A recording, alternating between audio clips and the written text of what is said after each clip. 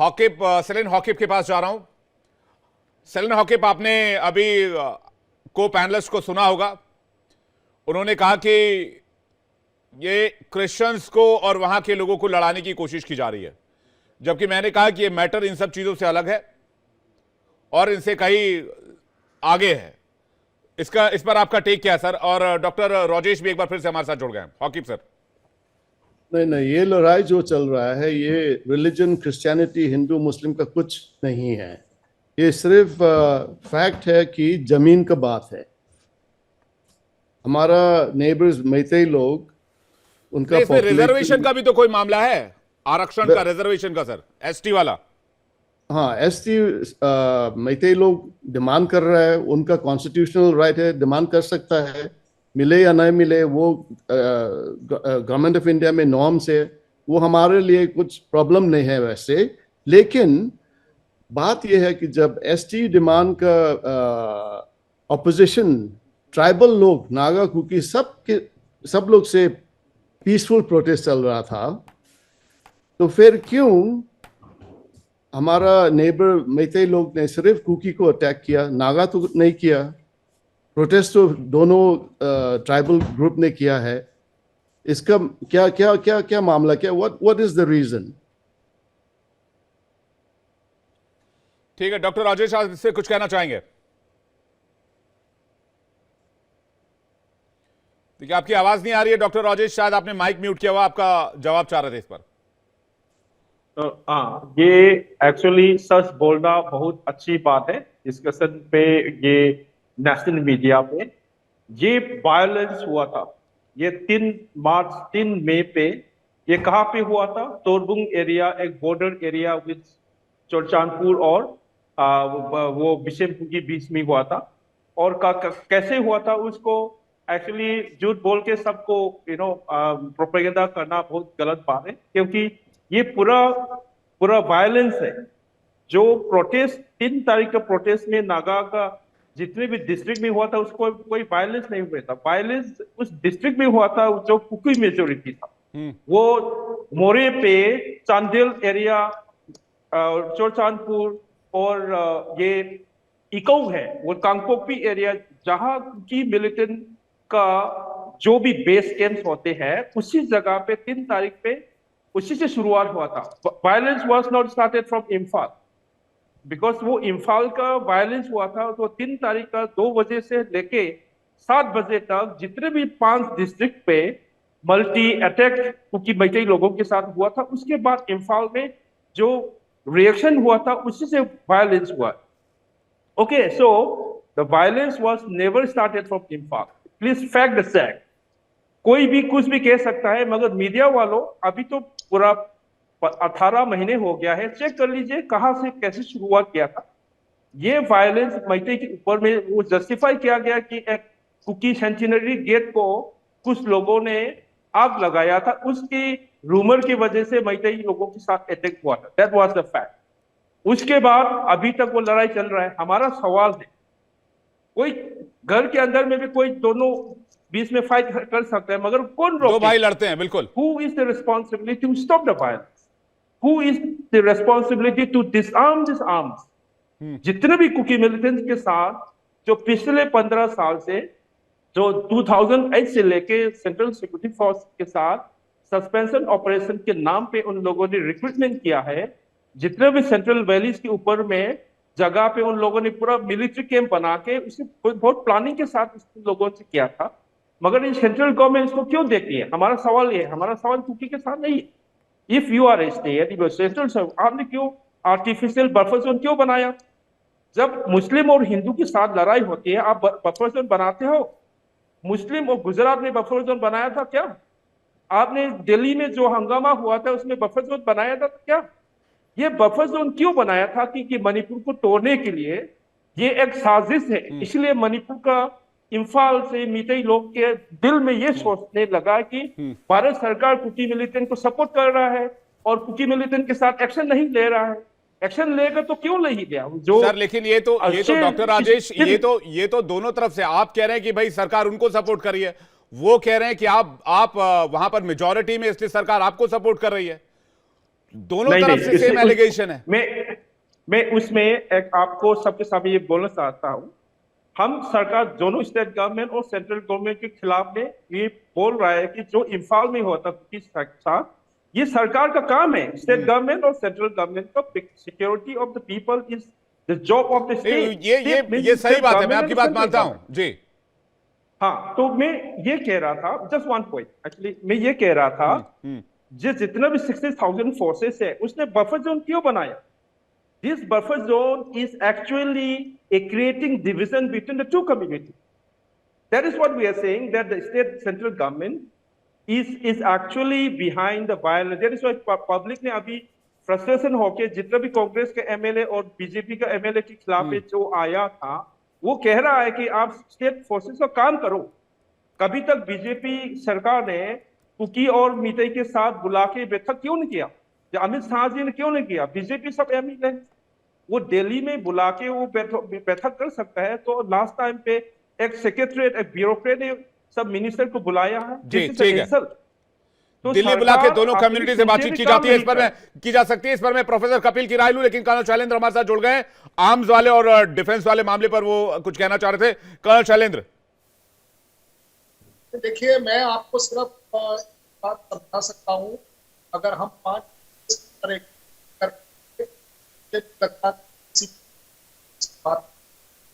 This is not a war. जिस दिन पर मैं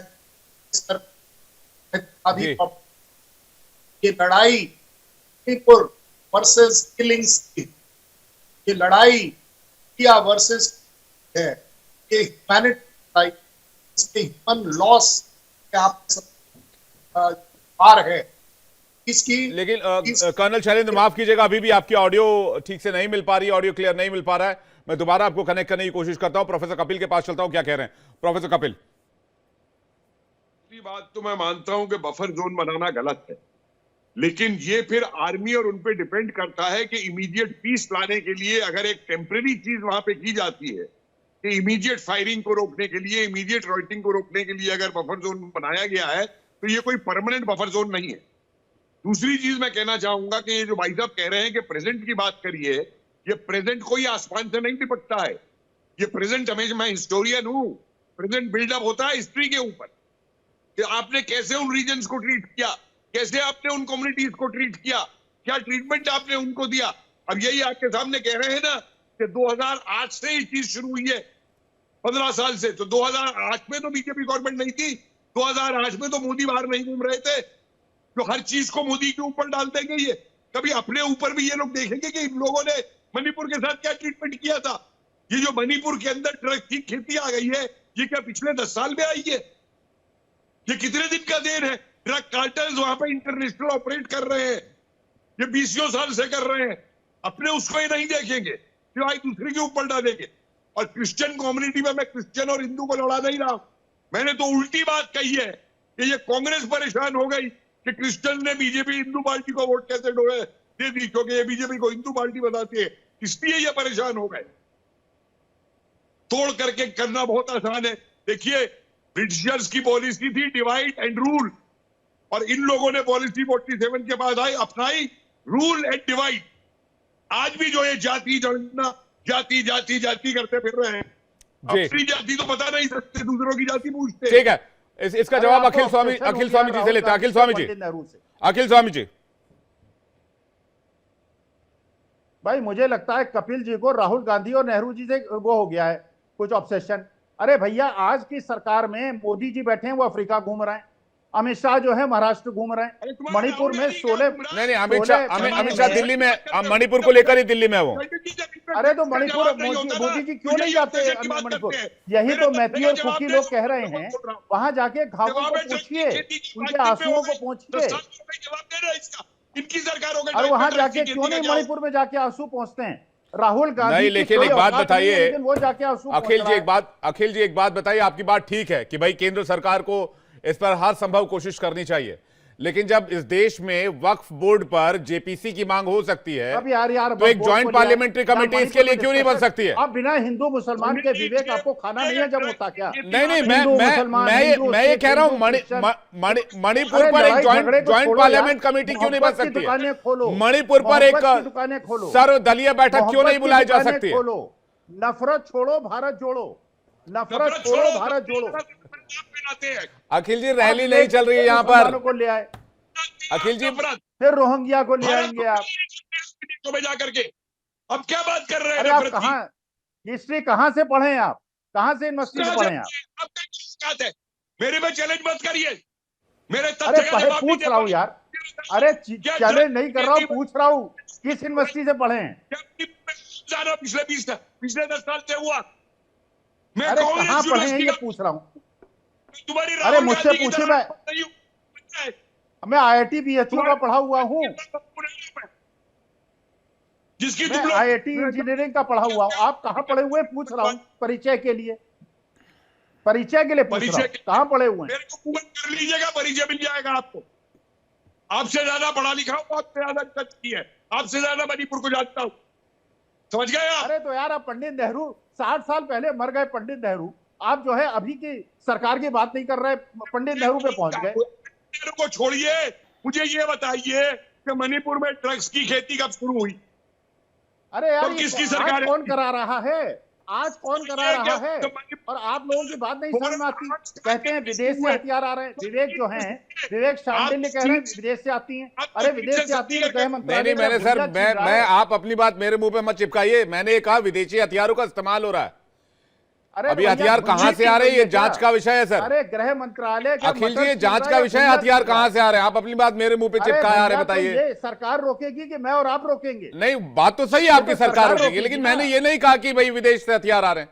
मैंने बोला विदेशी हथियारों का इस्तेमाल हो रहा है। कैसे आ गए जी? ये देखिए मैथिली भाई बिल्कुल ठीक कह रहे हैं, कुकी भाई बिल्कुल ठीक कह रहे हैं। अरे आ रही तो भारत सरकार सो क्यों रही है, कर क्यों नहीं रही है कुछ?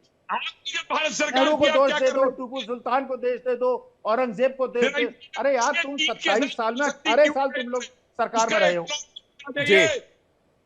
इनके नेता ने इसको बताया तो एक ज्वाइंट, अरे ड्रग की खेती हो रही है सर एक तो भारत सरकार सर सारी राजनीतिक पार्टियों के साथ एक ज्वाइंट सेशन होना चाहिए कि नहीं होना चाहिए इस मामले पर? क्यों कांग्रेस और बाकी नेता इस पर अभी तक कुछ बोल नहीं रहे? बीजेपी वाले कर नहीं चाहते, बीजेपी वाले करना नहीं चाहते, ठीक है। आप ये कह रहे बीजेपी देश में आग लगाना चाहते। अमित शाह ने ढाई घंटे का संबोधन दिया, उस समय पूरे संसद में हूटिंग होती रही, अरे विपक्ष सुनने को तैयार नहीं था। बात सोल्यूशन की करते हैं, लेकिन सियासत से मामला ऊपर नहीं उठता। मेरी तकलीफ वहां बढ़ जाती है। मैं मेरे पास वक्त सीमित है, मैं जल्दी से सेलन हॉकी और सेरम राजेश के पास जा रहा हूं, ये जानने के लिए कि उनके हिसाब से क्या सोल्यूशन हो सकता है। हॉकी, आपसे शुरुआत करते हैं, क्या सोल्यूशन देखते हैं आप इस मैटर का? आपके समुदाय की ओर से क्या डिमांड है और सोल्यूशन क्या है अगर हथियार छोड़ा जाए? और मैं आपको फिर कह रहा हूं, हथियार छोड़ के बातचीत ही एकमात्र सोल्यूशन है। बातचीत के लिए हथियार को साइड रखना ही होगा। हाँ, इसीलिए तो हम SOO अग्रीमेंट लिया है ना 2008 में, और डायलॉग टेबल में चल रहा है, लेकिन स्टेट गवर्नमेंट एब्रोगेट कर रहा है। होम मिनिस्टर ने तो ये SOO पीसफुल डायलॉग होने के लिए एस्टैब्लिश किया है। और मैं एक सवाल पूछना चाहता हूँ, ये सब डिबेट जो चल रहा है क्यों चल रहा है? What is the intention, what is the objective? जो प्रॉब्लम है उसको सॉल्व करने के लिए होना चाहिए, ये नहीं कि you are wrong I am right. ऐसे में तो कुछ नहीं होगा ना। रॉन्ग और राइट तो एस्टैब्लिश फैक्ट्स हैं। कौन सा है वो रिपोर्ट? PUCLB है, नेशनल न्यूज़ गिल्ड कुछ वो भी है, उसमें फैक्ट सब लिखा हुआ है। अगर अभी मैं कहूँगा तो काउंटर आर्ग्यूमेंट होगा, उसमें तो कंक्लूजन नहीं आएगा ना। ये हम लोग सब मानना चाहिए कि हम लोग सब इंसान हैं, पीस चाहिए सबको। अगर ये मिलना है तो फैक्ट्स रहना पड़ेगा, और मेरा फैक्ट और दूसरा का फैक्ट अलग अलग हो सकता है। उसके लिए कौन डिसाइड करेगा?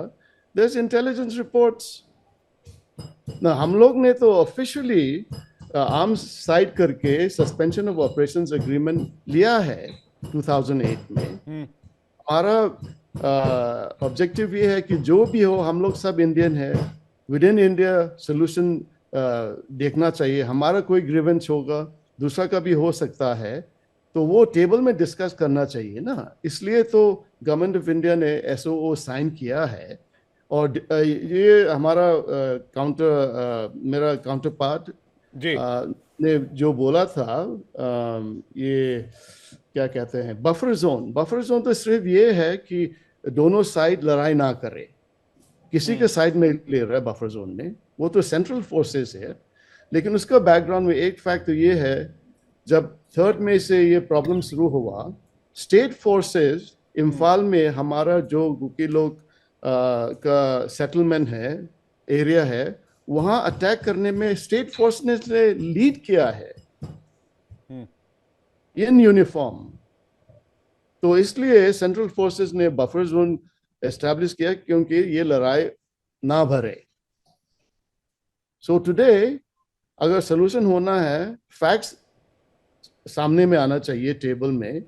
ग्राउंड में तो सोल्यूशन नहीं आएगा ना, बंदूक से सोल्यूशन नहीं आएगा। बिल्कुल, बंदूक से सोल्यूशन नहीं आएगा।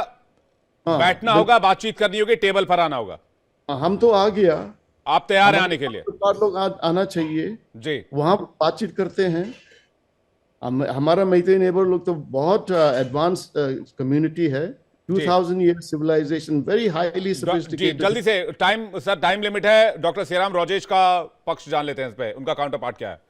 डॉक्टर राजेश। मेरा ये काउंटर पार्ट नहीं है, क्योंकि सब बात काउंटर पार्ट नहीं होगा। हमारा कहना है कि अभी वो सरकार का नियत सही होना चाहिए, ये बर्मा पॉलिसी को खत्म होना चाहिए। कि बर्मा पॉलिसी के अंदर में, जियो पॉलिटिक्स के अंदर में, बर्मा में जो भी एक्सपर्ट अभी बोल रहा है कि बर्मा को इन्फ्लुएंस करने के लिए, चाइना को काउंटर करने के लिए भारत सरकार कुकी मिलिटेंट के साथ है, ये वाला सब अभी सेंटिमेंट अभी इम्फाल में चल रहा है। इसको आप जवाब देना पड़ेगा, क्योंकि आप जो भी वायलेंस के साथ बातचीत करोगे तो फिर वो लोग वायलेंस को रोकना पड़ेगा। नंबर 2, ये भारत सरकार जो एमपी एमएलए से कम्युनिटी के साथ सबको दिल्ली में भी बिठा के, ये कोई भी जगह पे बुला के, अभी तक एमएलए का मीटिंग नहीं हुआ है। अमित शाह क्यों गायब था?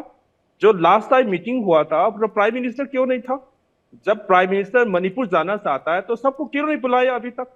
मतलब इसका मतलब है कि ये इसके लड़ाई पे कुछ ऑब्जेक्टिव्स है कि सरकार ये सवाल पूछ रहा है कि पब्लिक, मणिपुर का जनता पूछ रहा है कि ये थादौ भी एक मणिपुर का कम्युनिटी है, मैतेई भी कम्युनिटी है, बस जो लड़ाई हो रहा है इसको रोकने का काम किसने रिस्पॉन्सिबिलिटी है? मगर सरकार बर्मा पॉलिसी के लिए दोनों को लड़वा रहे हैं, तो ये तो गलत बात है। ये मुझे लगता है कि इस पर गवर्नमेंट सीरियस है काफी, डॉक्टर श्रीराम राजेश। और जिस तरह से नहीं, गवर्नमेंट इज नॉट सीरियस जी, नहीं, गवर्नमेंट इज नॉट सीरियस। इतने सीरियस होता तो ये इतना लड़ाई नहीं होता। तो हमारा मांग ये है, अभी सरकार पूरा, not only the government, even the BJP का अलायंस है, सॉरी कांग्रेस का ऑपोजिशन अलायंस है, वो भी एक इलेक्शन, सब लोग इलेक्शन ठीक है। प्रोफेसर कपिल के पास जा रहे हैं। मुझे लगता है गवर्नमेंट सीरियस है और इस मामले को जल्दी सॉल्व कर दिया जाएगा। प्रोफेसर कपिल इस पर क्या कह रहे हैं जो राजेश जी कह रहे हैं? प्रोफेसर कपिल। देखिए, मैं इन दोनों को सपोर्ट करता हूं कि सॉल्यूशन टेबल के ऊपर आएगा, बातचीत से आए। और इसीलिए मैं सारी पार्टी से कहूंगा, चाहे वो कांग्रेस हो, ऑपोजिशन हो, चाहे बीजेपी हो, कि ये इतना सेंसिटिव इशू है कि इसके अंदर एक दूसरे में ब्लेम गेम को छोड़ दे कि मोदी क्यों नहीं गए, फला क्यों नहीं गए, ये क्यों नहीं हुआ। सारी पार्टीज बैठ करके इसका एक सॉल्यूशन निकाले। कांग्रेस के अंदर भी तजुर्बेकार लोग हैं जिन्होंने मणिपुर में 2008 सर, वक्फ संशोधन बिल पर जेपीसी मांग लेते हैं, जेपीसी क्रिएट हो जाती है। मणिपुर पर आज तक कुछ ऐसा हुआ ही नहीं सर, कमाल है सर। बोर्ड में हो रहा है, चलिए जेपीसी छोड़िए, आप एक्सपर्ट मांगिए कि कांग्रेस में। मैं एफर्ट की बात कर रहा हूं सर, आप मेरे सवाल को समझे नहीं। मैं एफर्ट की बात कर रहा हूं। एक वक्फ संशोधन बिल पर इतना बड़ा एफर्ट लिया जा रहा है, मणिपुर 18 महीने से चल रहा है, उस पर कोई एफर्ट ही नहीं है सर। ये मैं ये कह रहा हूं कि इसके ऊपर एक्सपर्ट्स को बिठाइए, जो इंटेलिजेंस के, सिक्योरिटी एजेंसीज के एक्सपर्ट है नॉर्थ ईस्ट के, उनको बिठाइए, क्योंकि सारी पार्टीज इन्वॉल्व है। चलिए ठीक है सर, ठीक है सर। मुझे लगता है सभी राजनीतिक पार्टियों को एक साथ एकजुट होना होगा इस मैटर पर। यह मैटर देश के अब एक सीरियस इशू के तौर पर सामने आ रहा है। मैं हॉकिब सर का, डॉक्टर राजेश का बहुत धन्यवाद करना चाहूंगा। और उम्मीद करूंगा आगे भी वो इस मुद्दे पर हमारे साथ बातचीत के लिए चैनल पर जुड़े, जिससे हम ये सवाल और बातचीत सरकार तक पहुंचा पाए और इस मैटर का सॉल्यूशन ढूंढा जा सके। आप दोनों मेहमानों का बहुत बहुत धन्यवाद, इस उम्मीद के साथ कि मणिपुर में जल्द ही शांति बहाल होगी, पीस देखने को मिलेगी।